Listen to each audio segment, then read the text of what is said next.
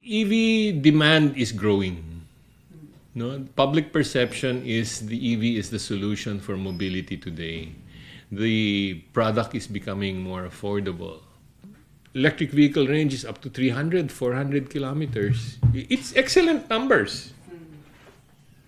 But is your travel going to be structured really on the 300, 400 limit? Siyempre, magkano ka every 200. Sigurista ka.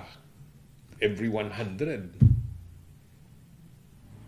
I think that's the problem with EVs.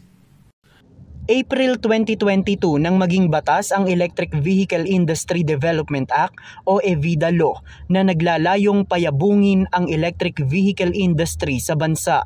Ngunit sa pananaw ng Automobile Association Philippines o AAP, nagkakaroon ng pagbagal sa electric vehicle industry dahil kulang pa sa mga charging facilities.